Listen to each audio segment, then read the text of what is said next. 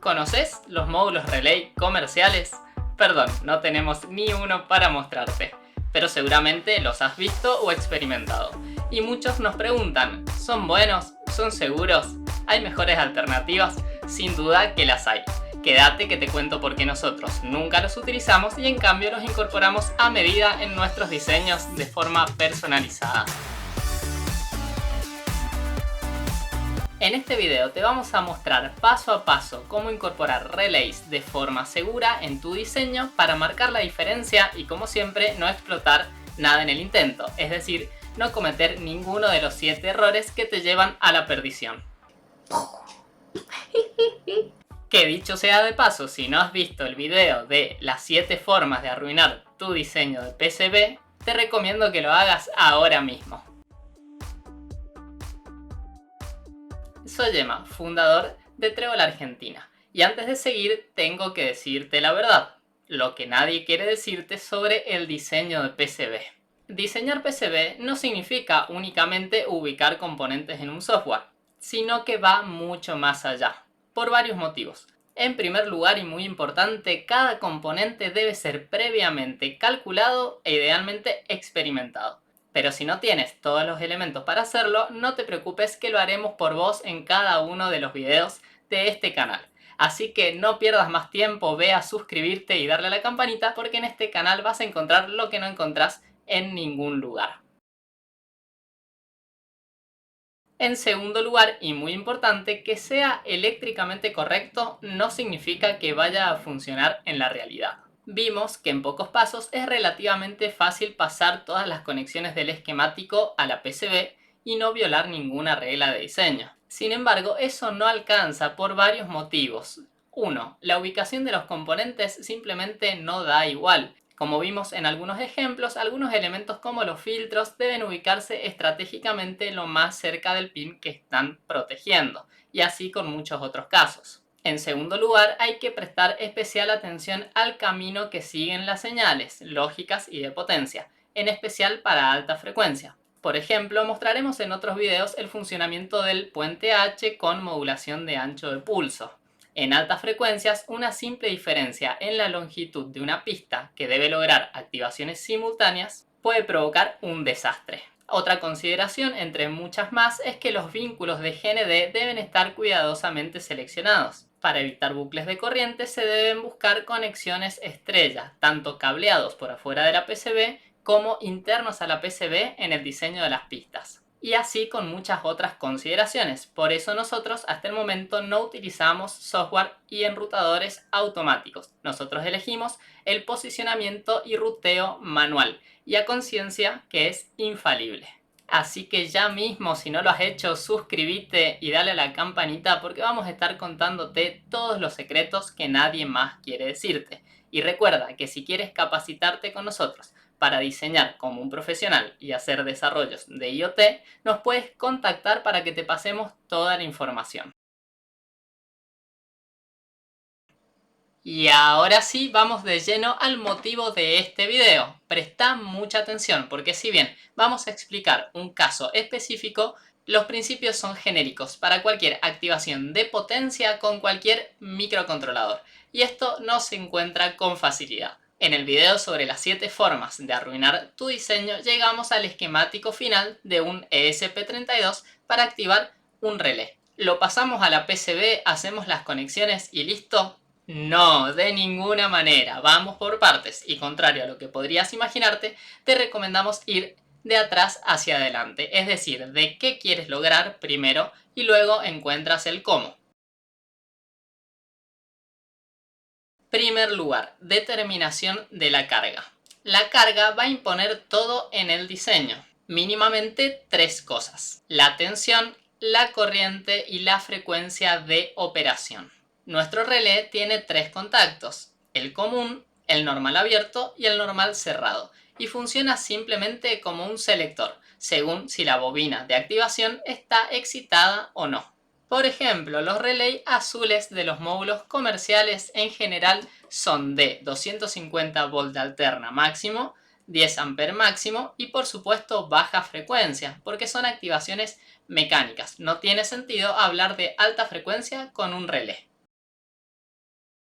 Y es muy importante que no confundas los parámetros de la carga con los parámetros de activación. La activación de la bobina de estos relés suele ser de 5 volts con un consumo de 70 mA como vimos en el video anterior. De manera independiente los parámetros de la carga. Si nuestra carga en requerimientos está por debajo de las condiciones que puede manejar, por ejemplo una lámpara o un sistema de activación de frío que determina su comportamiento en función de la temperatura leída con una sonda digital comparando contra un set point, que demande 200 volts de alterna y 3 A a baja frecuencia, nuestro relé funcionará sin ningún problema.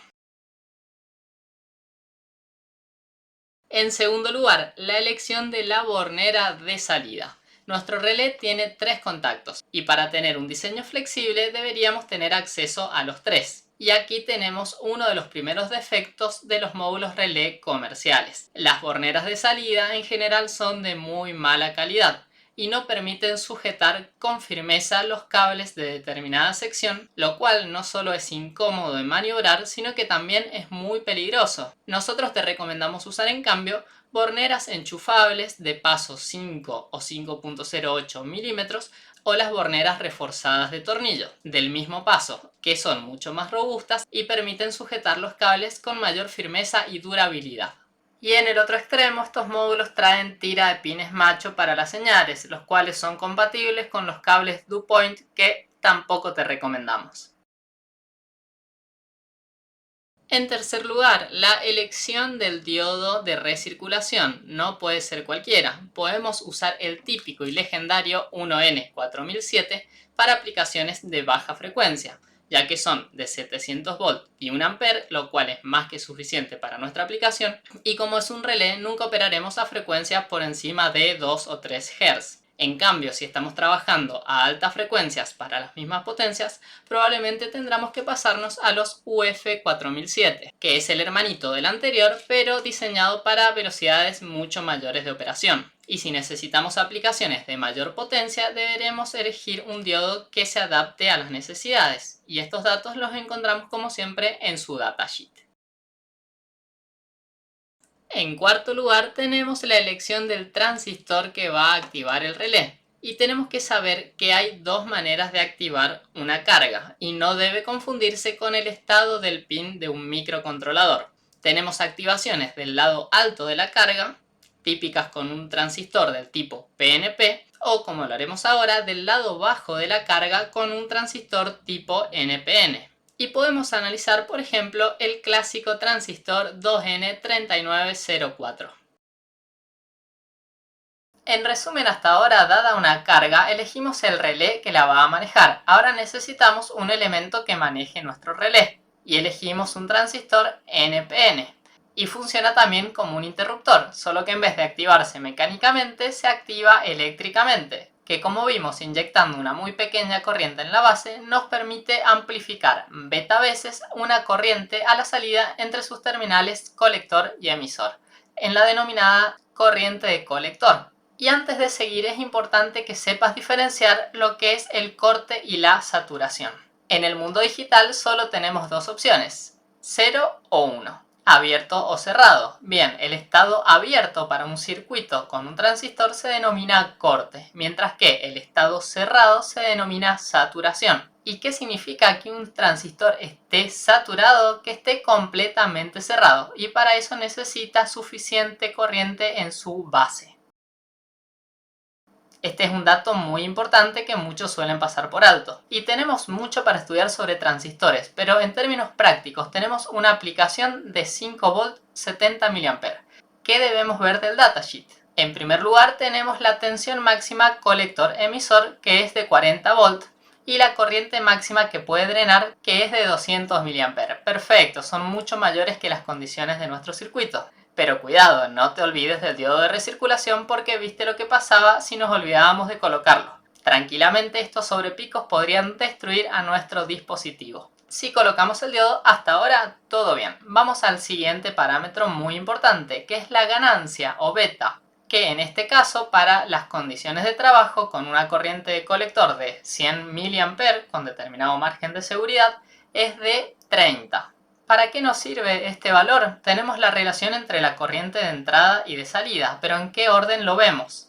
Bien, necesitamos 100 mA a la salida, entonces, conocida esta corriente y la ganancia, podemos calcular la corriente en la base. Las cuentas son muy sencillas y nos da 3.33 mA. Y en este punto es donde tienes que prestar muchísima atención, porque aquí es donde la mayoría se equivoca. Si elegimos exactamente esa corriente, estaremos muy al límite de la saturación del transistor. Y por supuesto, esa corriente se determina principalmente con la resistencia en la base.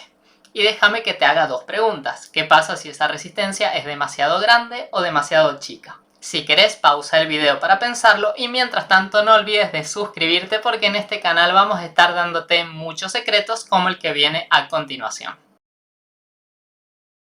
Veamos la situación en la que la resistencia en la base es demasiado pequeña.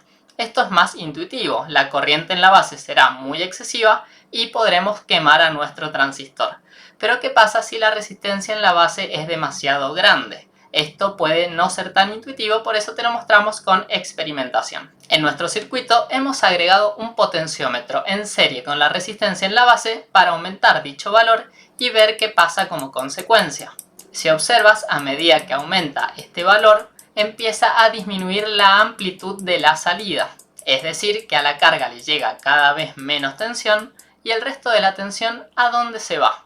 Se disipa en el transistor y puede llegar un momento en el cual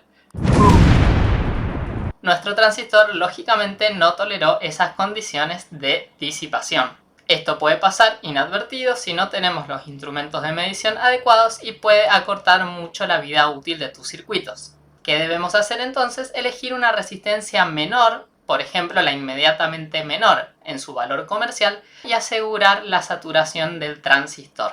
Y los cálculos son muy sencillos, es ley de Ohm.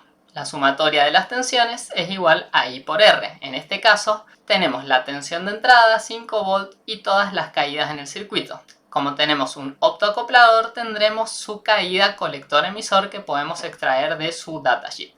Y luego tenemos la caída base-emisor típica de cualquier transistor. Restamos también este valor y obtenemos una tensión de 4.1 volt. Y simplemente reemplazando la fórmula obtenemos una resistencia requerida de 1231 ohm. ¿Cuál resistencia seleccionamos? Si prestaste atención, sabrás que debemos elegir la inmediata inferior o con determinado margen de seguridad. Por ejemplo, podemos elegir una resistencia de 1 kilo ohm, un cuarto de watt.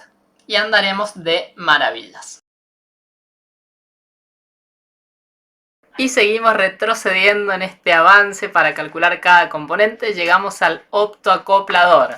Ya tenemos la carga manejada por un relé, activado por un transistor con su resistencia en la base correcta, y ahora necesitamos el optoacoplador, que es el encargado de aislar la parte lógica de la parte de potencia. ¿Qué optoacoplador elegimos? Tenemos un montón de opciones. Al ser baja frecuencia y relativamente baja potencia también, podemos elegir una amplia variedad. El optoacoplador PC817 es ideal, es muy compacto, tiene solo 4 pines, viene en formato superficial y through hole y nos permite activar a su entrada un opto LED que se puede considerar como un LED normal y calcular su resistencia en el LED a partir de la tensión del microcontrolador, y a su salida un optotransistor que tendrá las mismas características que un transistor como el 2N3904, solo que su activación no es eléctrica sino que es óptica.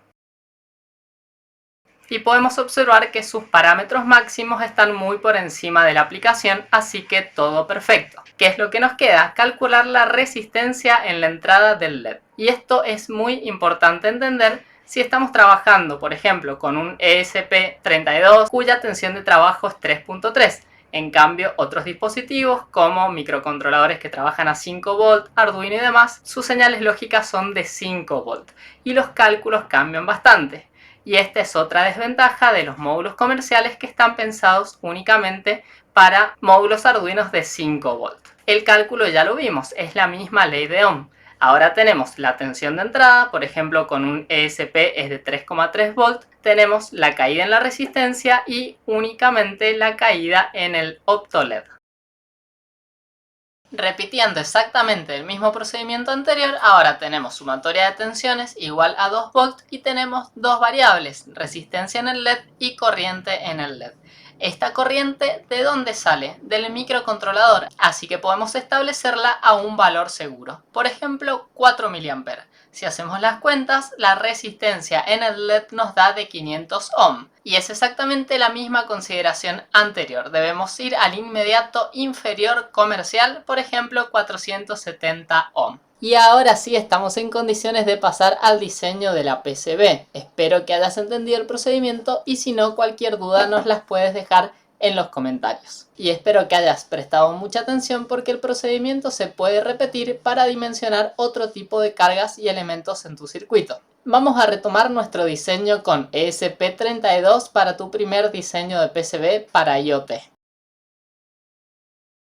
Recuerda que habíamos dejado el diseño exactamente en este punto, con un ESP32 2 Logic Level Converter para tener 8 canales independientes de comunicación bidireccional y 4 borneras para comunicación con sondas de temperatura DS18B20, además de una bornera de alimentación dual para 3.3 volt o 5 volt. ¿Cómo hacemos para agregarle nuestro relé? Vamos primero al esquemático. Y simplemente sobre el resto de los componentes vamos a agregar los que vimos en el video paso a paso y que hemos ahora dimensionado. Es decir, vamos a agregar nuestro relé, nuestra bornera a la cual le vamos a asignar una huella adecuada, por ejemplo una bornera enchufable de 3 pines, paso 5 milímetros, nuestro relé de activación 5 volt, no olvidemos nuestro diodo de recirculación, en este caso un 1N4007, nuestro transistor 2N3904 con su resistencia en la base perfectamente calculada, 1 kΩ, un cuarto de watt está más que bien, nuestro optoacoplador PC817 que nos va a separar la parte lógica de la parte de potencia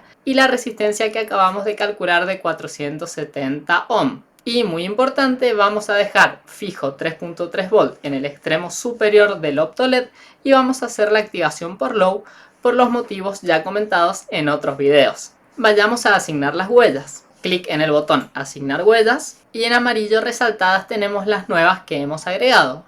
Fíjate, tenemos el diodo. El paso normal, por ejemplo, de una resistencia horizontal es 7.62 y es normal que intentemos usar el diodo con el mismo paso. Sin embargo, por motivos de seguridad podemos elegir un paso mayor de 10.16 milímetros que va a ser compatible con la distancia entre contactos de nuestro relé y nos va a permitir que pase la ranura por dentro. Otro punto esencial. Por otro lado tenemos la huella de nuestro relé que ya la tenemos por supuesto perfectamente definida en nuestras librerías personalizadas. Tenemos la huella de nuestro transistor 2N04 y también la de nuestro optoacoplador PC817 con las modificaciones necesarias para que funcione bien en la industria y en cualquier diseño de PCB con cualquier fabricante. Recuerda que todas estas modificaciones las explicamos en nuestro workshop de diseño de PCB, donde aprenderás a diseñar PCB como un profesional siguiendo las normas IPC 2221A y 2222B. Así como también tendrás acceso a nuestras librerías personalizadas libtreble.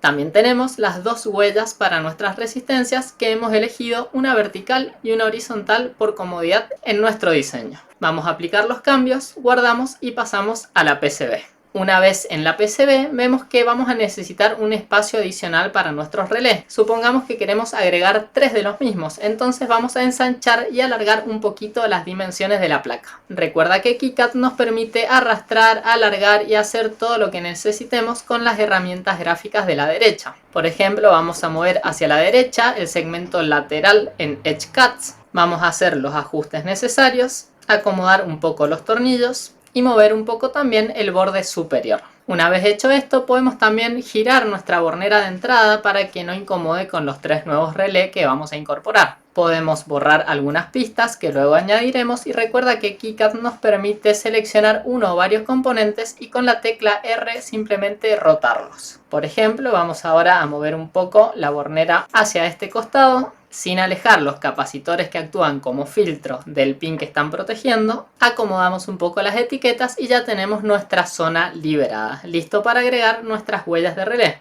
Vamos a actualizar la placa y tenemos todas nuestras nuevas huellas correspondientes al primer relé. Las acomodamos un poco y las ubicamos en la PCB. Y vemos que probablemente sigamos un poco cortos de espacio para agregar los 3 relés. Entonces recuerda este truco. Hay elementos que se pueden colocar por dentro del perímetro de nuestro ESP32 siempre que no superen la altura. Por ejemplo, un capacitor cerámico colocado bien cerca de la PCB y un capacitor electrolítico acostado. Después de acomodar un poco y llevar la bornera de alimentación hacia acá abajo, ya podemos replicar nuestro sistema 3 veces. Por ejemplo, podemos copiar y pegar todos nuestros elementos correspondientes al relé 1, control C y control V 2 veces para pegarlo en otro lugar del circuito. Y así tan fácil lo tenemos replicado 3 veces. Pero al copiar y pegar también se copian y pegan las etiquetas. Entonces debemos renombrarlas y hacerlas coincidir con las del esquemático, que también deberemos duplicar las veces que necesitemos. Por ejemplo, las borneras serán J1, J2 y J3 y de manera similar con el resto de los componentes. Una vez hecho esto, revisamos que esté todo bien.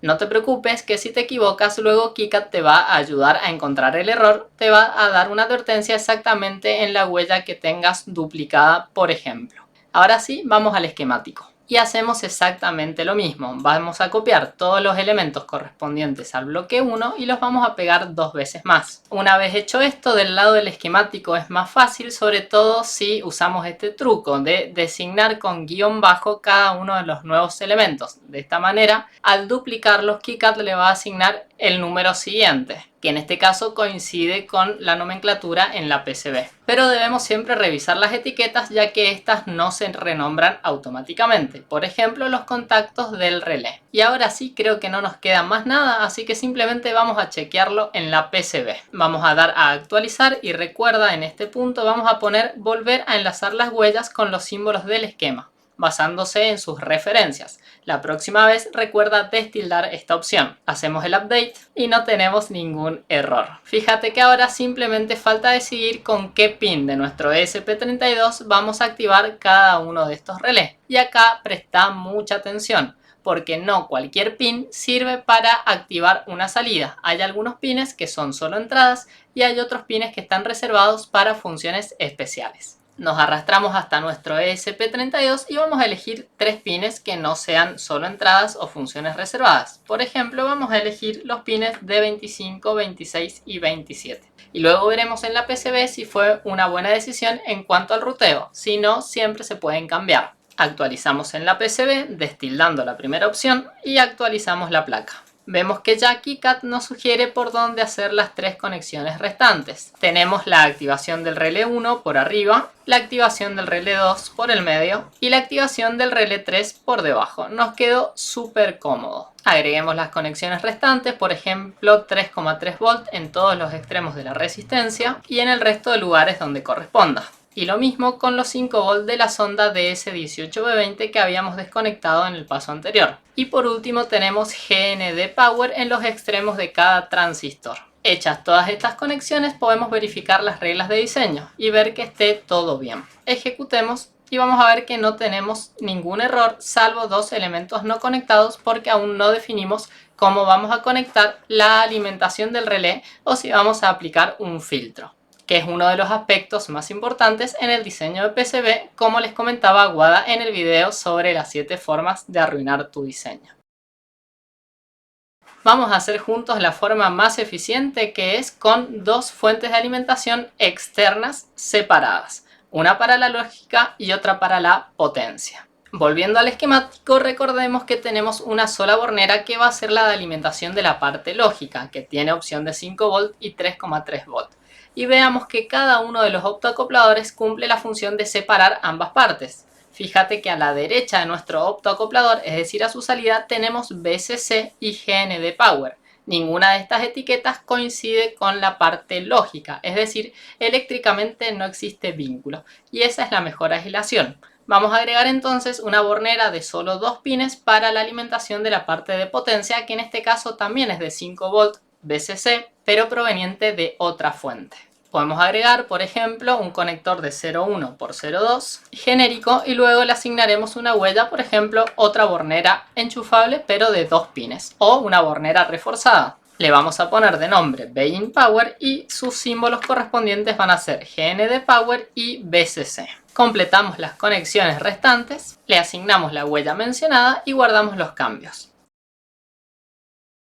Volvemos a la PCB, damos una actualización y vamos a tener la nueva bornera para nuestra parte de potencia. Acomodemos un poquito el circuito para que nos entre sin ningún problema. Ahora sí tenemos ambas borneras en nuestro circuito y simplemente vamos a realizar las conexiones faltantes. GND Power por un lado y BCC por el otro. Fíjense que en este caso estamos pasando entre los contactos del relé, lo cual puede ser peligroso, pero con la ayuda de la ranura esto nos ayuda a una mejor aislación. Sin embargo, es recomendable pasar por fuera, así que mejor por el momento elijamos otro camino yendo inicialmente por el contorno de la PCB. Recuerda que acá estamos solamente verificando las conexiones, pero luego en la etapa final deberemos elegir exactamente cuál es la mejor distribución para cada una de las señales. Por ejemplo, ahora hacemos la conexión por arriba y completamos las conexiones faltantes. Hecho esto, que siempre tiene mucho margen de mejora, luego de esta validación vamos a verificar nuevamente las reglas de diseño. Vemos que está todo ok y estamos listos para ver nuestro visor 3D. Ver visor 3D y tenemos nuestra PCB actualizándose en tiempo real y podemos ver nuestros 3 nuevos relés con las borneras enchufables de salida como deben ser. Verifiquen siempre que la orientación sea la correcta porque luego el enchufe va hacia afuera cuando las colocamos verticalmente, como les muestro en este momento, donde la parte curva va hacia adentro de la PCB para que pueda encastrar sin ningún problema. Y ahora sí tienes en tan pocos pasos, luego de hacer un análisis bastante exhaustivo previo, pero luego el diseño es muy rápido y es muy fácil de replicar. Y lo mejor, si tienes otro tipo de carga, otro tipo de bobina y demás, puedes repetir los cálculos simplemente cambiando los valores en los lugares específicos, siempre que hayas entendido paso a paso qué es cada parámetro. Así que guarda este video que no se encuentra con facilidad y préstale mucha atención al paso a paso porque va a aportar mucho valor en tus diseños. Y ahora sí, felicitaciones por llegar hasta el final de este video sin saltearte ningún paso y estar listo para hacer tus propios diseños de PCB con relé a medida. Guarda este video y repásalo las veces que sea necesario, tanto para implementar el mismo sistema como si tienes alguna variación en tu circuito. Siempre que hayas entendido exactamente a qué se refiere cada parámetro, no vas a tener ningún problema. Y siempre puedes consultarnos en los comentarios y además recuerda, si quieres capacitarte para realizar diseños de PCB y también desarrollo IoT de manera profesional, puedes contactarnos para que te pasemos toda la información. No te pierdas esta oportunidad de marcar la diferencia. Muchas gracias, nos vemos pronto y no olviden suscribirse y darle a la campanita que créeme, tenemos mucho más contenido de valor para ustedes. Saludos.